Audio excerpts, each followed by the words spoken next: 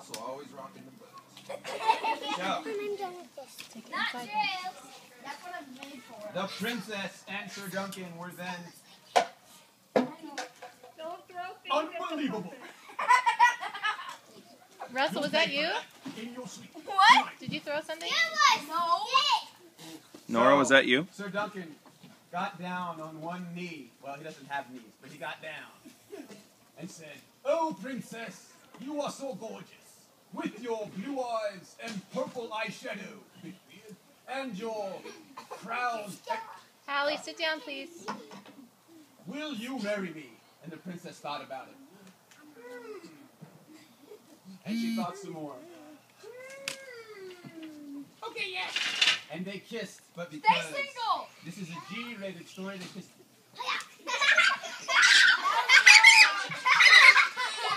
We will now take a break. Yes, we will.